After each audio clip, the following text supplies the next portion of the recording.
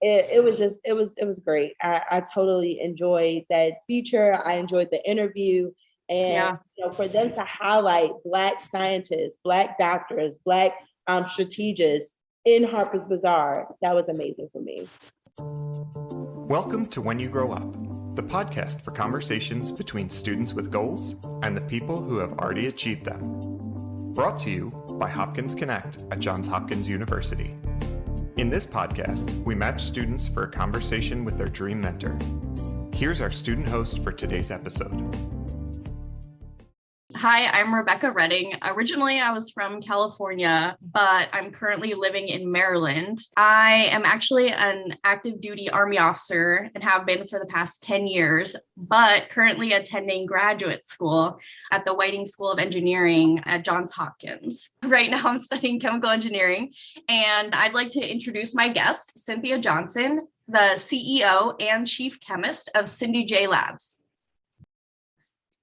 Hi, my name is Cynthia Johnson. I am the founder and CEO of Cindy J Cosmetic Labs, and I'm actually from Baltimore, Maryland, born and raised. And I studied cosmetic science from the University of Cincinnati and also studied chemistry from the Lincoln University. You're listening to the When You Grow Up podcast. So I guess I wanted to start off with, how did you get started? Like, how did you decide that you were going to start Cindy J Labs? Wow. So I actually stemmed my career back in high school when I attended Baltimore Polytechnic Institute. And for those of you that are from Baltimore, you definitely know about Poly. And when I was 15 years old, my chemistry teacher, informed me that I should get into chemistry, that I should look into a career with chemistry. And, I was a student athlete. I wanted to be a WNBA basketball player. I wanted to play professional volleyball. I wanted to be a Ravens cheerleader. So I just wanted to do so many different things within the athletics. I didn't really think about my plan B. So my chemistry teacher told me to look into cosmetic science because I'm so infatuated with my hair and my skin. And ever since I looked up cosmetic science, I said I had to be a cosmetic chemist. I had to take chemistry, get into cosmetic science, and be a cosmetic chemist. But I didn't know that I was going to start Cindy J Labs until I got into network marketing back in 2014. And network marketing really put that mindset of business in my structure, in my life. And ever since I kind of got into that network marketing, I stopped network marketing to fulfill Cindy J, but having that foundation of network marketing helped me with that business mindset. So I didn't want to work for anyone else. I didn't want to work under a Johnson & Johnson or Estee Lauder or even with contract manufacturing. I wanted to start my own laboratory and then get into contract manufacturing. Yeah, that's so awesome. And so I kind of want to know, was it always a success? I mean, Cindy J Labs is doing really well right now. I follow you on Instagram, so I watch your videos and things like that. Was there ever a point where you were like, this isn't really working, or was it immediately a success? I would say that I wouldn't say it was an immediate success, but I didn't have that thought process that, it's not working. I knew it was going to be a slow start because I was doing it part-time. I was working as a full-time cosmetic chemist in the contract manufacturing business, but because I was working full-time, my lab business had to be part-time. So I knew that I was going to get to the full-time level, and it was going to take some time. And I knew that God was going to tell me, hey, it's time for you to leave your job. It's time for you to step out on faith and take your business full-time. Once I took my business full-time, that's when I saw that immediate success. So it was all about starting, it was all about, getting that leap of faith. It was always about trusting in God that he's going to help me through this. And it was such a success. Yeah. And when did you decide to do that? I don't know how many years ago you went full-time. Yeah, October 2020. That was my birthday gift for me. So my birthday is October 24th. And I basically left my job October 20th or October 21st, one of them. And I said, you know what, I'm going to give this birthday gift to myself, and I'm going to give my birthday gift to everyone else and make sure that everybody knows that I'm full time now. So I could do what I want, talk to different clients, talk to suppliers freely. And it just helped out so much. Yeah, that's amazing. Yeah. And so encouraging, I guess, for all the females out there who really want to start their own business and be successful. It's pretty inspirational. You inspire me. Thank you. And I'm also curious about how you come up with your formulas or your recipes for different skincare products. That's so interesting. Yes. So I always tell people when they ask me this question that it really does stem from experience.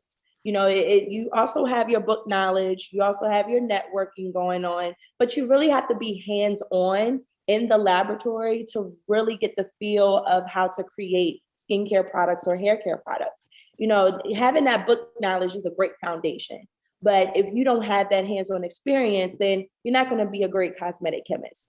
You want to make sure that you're taking, people that are doing part-time, let's say you're working a full-time job, let's say you're a full-time student, and let's say, you have kids or you're married or whatever the case may be, take about an hour or two to do some hands-on products. An hour or two every day, or maybe every other day, create maybe a mist, like a face mist, create maybe a shampoo or a cleanser, and try to get different scenarios of how active ingredients work, or different scenarios of how different concentrations work.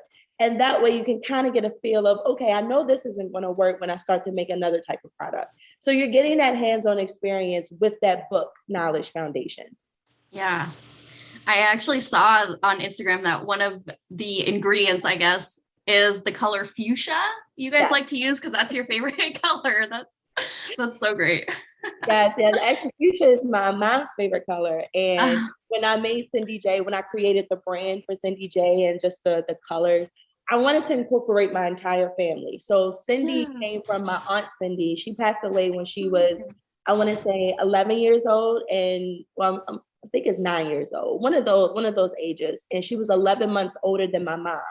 And I saw a picture of her and I thought it was me. I was like, oh, is this me? They said, no, that's your Aunt Cindy. So my name, Cynthia, came from her name, and I wanted to incorporate that in my brand for Cindy. And then my last name is Johnson, so I wanted to put the J in there. And then my mom's favorite color is fuchsia. So that's how that whole brand came together. It's like a whole family affair. That's so great. Yes. It's so nice when your family supports you and does all of that and participates. It makes it so much easier, I feel like. So much easier. And they're going to give you, the criticism. Your family is also going to give you that criticism. So it's nothing like, it feels so great and refreshing to have your family come in and say, hey, I don't think you should do it this way, but I know you're the boss. And for them to call me the boss, it was very refreshing. So yeah. Has there ever been a product where they came in and were like, Yeah. Mm-hmm. Yep. Exactly. That's so great. So where do you see Cindy J Labs going? Yeah, I see Cindy J being a huge corporation when it comes to different types of companies under Cindy J. So of course you have the laboratory business, we have the contract manufacturing business that we're trying to get into, that we're going to get into, and also maybe a skincare line under Cindy J. We're actually working on a stationery business under Cindy J. That is actually our first project as a stationery subsidiary for cosmetic business owners to receive resource tools, either a physical tool or a digital tool. So I won't talk too much about that because it hasn't launched yet, but that is huge right now. So I do see Cindy J being a huge, again, corporation, a parent company with so many different types of businesses that tie into each other, when it comes to beauty care or beauty science. You have your stationary items, you have your merchandising, you have your laboratory, your manufacturing. All of those things are going to fall under Cindy J. Wow. And do you network, or are you the one figuring all this out? How does that, it seems like a lot. Yes, it's a lot. And I came to the realization actually recently that I cannot do it all on my own. Yeah. When you first starting out in business or just your career in general, literally with everything, you feel as though you want to take everything by storm yourself. You don't want to put too much trust in people because it's like, it's your baby, it's your baby, and you don't want to give your baby to someone else to watch them and take care of them or whatever the case may be. And that's how I felt about Cindy J up until recently, where it's like, Cynthia, you really don't know too much about marketing. You don't know too much about branding. So why don't you reach out to specialists to do that? And I quickly started networking with people. I started networking with brand strategists, with marketing analysts, with social media specialists. And now I feel comfortable. Now I feel a level of peace. It's not a lot of hectic things going on around here. So, and also trust in my family as well. For them to come in and give me some insights on different documentation, or giving me insights on how I should organize my laboratory. It definitely helps, and it's a stress reliever. You don't want to get too, anxious. You don't want to get too nerve-wracked where, you're falling apart, and I didn't want to get to that point. So I had to trust, strategists and specialists with this. Yeah, especially because it seems like it's growing pretty quickly. It'll be hard for you to keep up by yourself. It really is growing. And I love the growth. I love the growth whatsoever. But I really had to take a step back and really think, how can I maximize my time and also have, stress relievers, also feel, at peace. What do you do for stress relief as a CEO? Oh, I'm still trying to figure it out. And honestly, I just really got into cooking like heavy, and I wasn't. I didn't cook a lot. I stayed with my parents after college for maybe 2 years, and then I went into my own apartment. I had a roommate, and my roommate was an up and coming chef. So she cooked and everything. I really didn't have to cook. Breakfast I would definitely cook.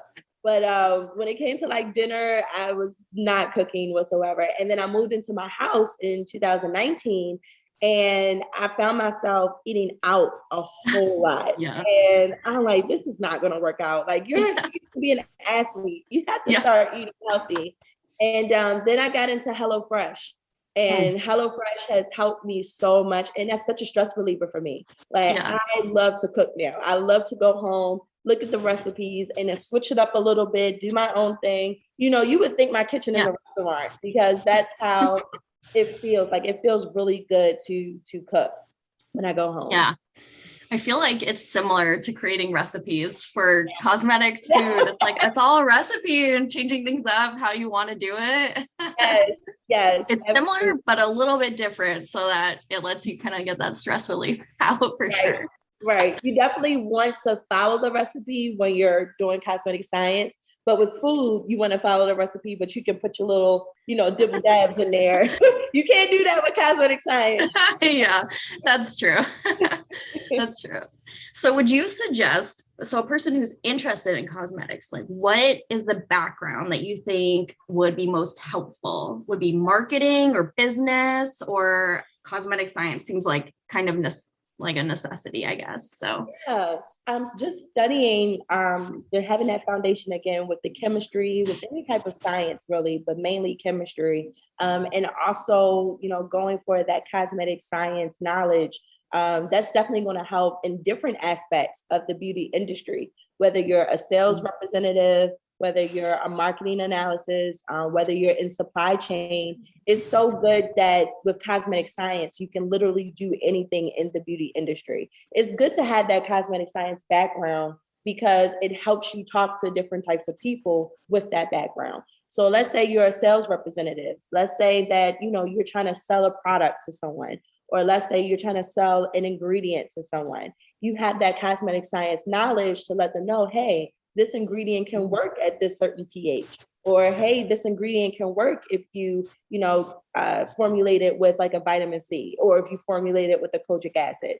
You have that knowledge that you can sell that to people. So I always tell people, if you don't like formulating and you feel like you spent years with cosmetic science, it's okay. You can go to different aspects. You can be a marketing analyst. You can get into supply chain or even manufacturing. I know manufacturing is such a broad type of field, and being as far as like chemical engineering, if you want to be a chemical engineer in the manufacturing business, then you can have that cosmetic science background and let your process engineers know, hey, this might not work because kojic acid cannot be added in over 40 degrees Celsius. Or you may want to add this ingredient in the hot phase rather than in cold phase. So it's so many different things you can do with cosmetic science if you have that foundation.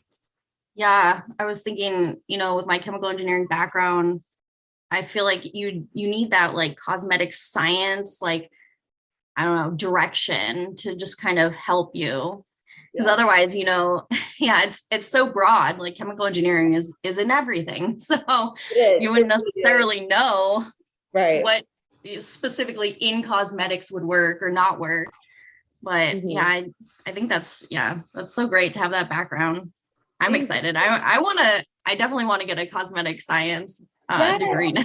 I'm just like, let's do it. Let's do it. Oh, so great. So another question is, what habits have you developed to help you overcome any challenges or to meet your goals with Cindy J? Absolutely. So a big habit that I came across again recently is really blocking off time. I'm really big on time management especially when I was a student athlete. I had to have time management. I had to have those communication skills in between my coach and in between my professors. But when I started business, I wanted to do everything. I wanted to do everything all at once. But now I'm getting into the habit of slowing down and really writing down everything that I need to do for either the week, for the day, or for the month. So coming out with a planner, having that planner set in place, like, okay, I know on Tuesday this is going to happen, so I may not need to schedule this call around that time because I know how much time it's going to work. So just really taking a step back. And yes, you want to look at the big picture, but in order to get the big picture, you have to look at the small frames. So that's my go-to. I need to look at the small frames before I tackle the big elephant. So that's a huge habit that now I'm really starting to get into. Did anyone, I guess, in your family or nearby think you were crazy for trying to start this on your own? I didn't have anyone when I first started out for part-time. No one really said, oh girl, no, this is not, going to work, or, oh, you're crazy for doing this. Just stay, within your job. No one really said that. It was when I wanted to take it full time. It's when people looked at me and said, wait a minute, hold on. You're moving a little too fast. And, of course I hear people when they say that, but I don't take any offense to that. I know some people get really upset when people try to knock them down. I didn't really look at it like that. I looked at it as, okay, well, let's take a step back and see what you really want. And is this going to work? And once I did that, I knew it was going to work. Everything that people were telling me, it was blocked. When people told me like, oh, you shouldn't leave your $80,000 job or $75,000 job, to start your own business, to take your business full time. And that's when I was like, I can make way more if I just stick with it. I can make way more if I just put 100%. I didn't put 100% in my business when I was part-time, because then I would have burned myself out. And I felt like I was getting close to that. So it was only right for me, to take my business full time. It wasn't fair to my clients. It wasn't fair to the suppliers that I networked with. And it wasn't fair to myself, that I was giving my 100% to a company that didn't value me. I was giving my 100% to a company that, really didn't care what I thought. So it was only right for me to, put that 100% to my business. Yeah, I feel like that leap of faith, as you said, is the scary part. It's just like believing in yourself and your product and that you can do it. Right. Even when people are telling you, it's not going to work. Right. Right. And just really sticking with it too, I think. Yeah. And that's the key. That's exactly what I was going to say. The key is to stick with it. You may not make your monthly sales in October. You may not make your monthly sales in February. You may not make it within your first 3 months or your first 5 months, but that's okay, because for a business now, you have to learn these things, learn what not to do. What did I do to minimize my potential? How can I maximize my potential? How can I monetize my business? Those are things that, you have to take a step back and see what happened. And just stick with it. Like you said, that's the main thing. My first year, part-time, for Cindy J, I think I only made like $2,000, from a part-time basis. And then the next year I made $5,000. And then the next year, I left, that was 2020. When I left October 2020, I made $100K. And that's because I stuck with it. My first 2 years, I was in my mom and dad's basement. I was in a laboratory facility. And everybody thinks like, oh, you started out in a laboratory facility. No, I started out in my parents' basement. I got it tested for mold. I got it tested for, cleanliness, make sure everything was fine. I wasn't getting sick or anything. And, I made it work. It was dark in there. It was, I didn't have that much light. After working at my job, I came right over to my parents' house and worked downstairs in the basement. And I did that for 2 years. And then, of course, the pandemic hit in 2020.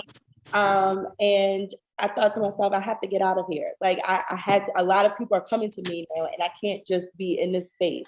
So I went to a salon.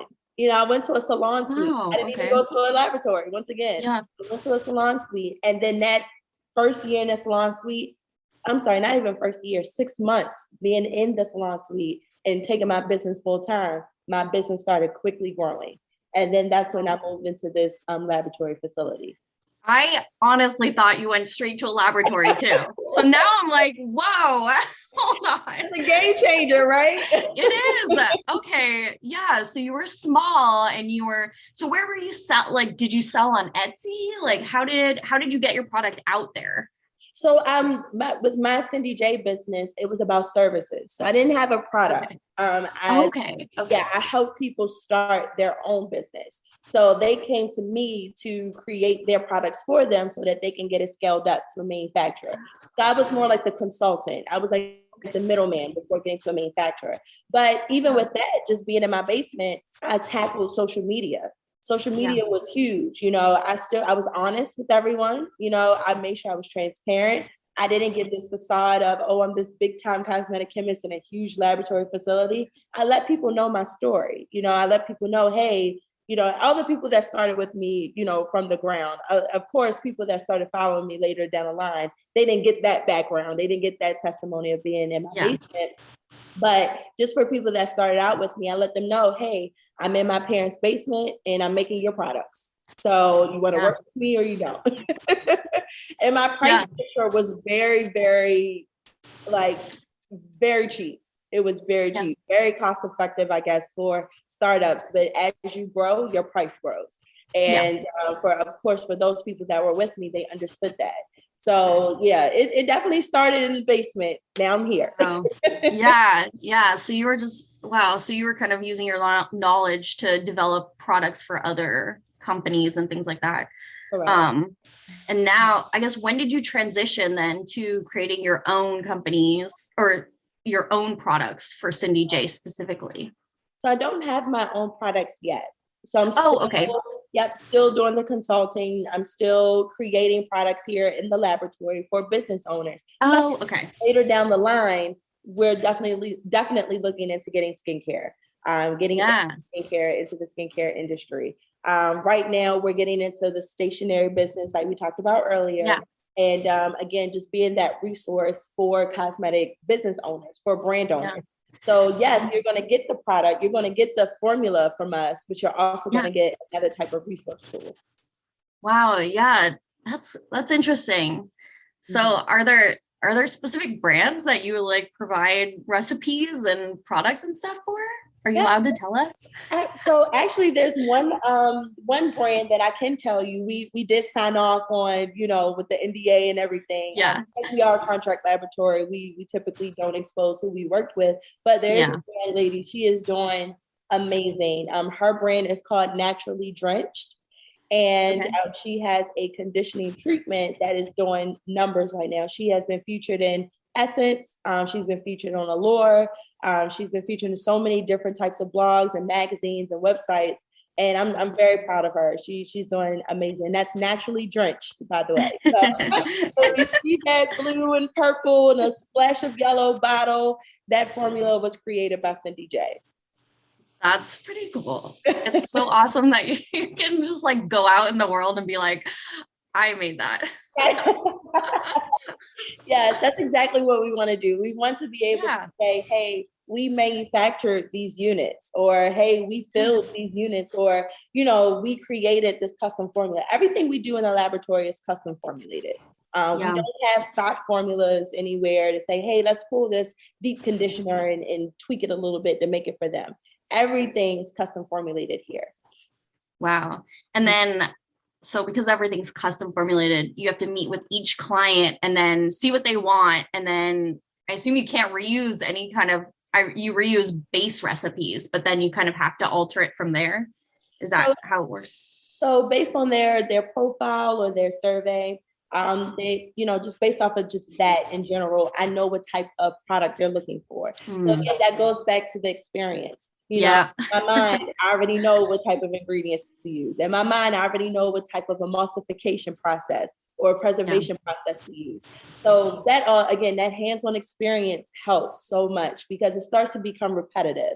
It starts to become like a habit, that you already know what type of ingredients you're going to use. Now, of course, you may have some clients that say, I want a very niche product. I want something that no one has ever seen before.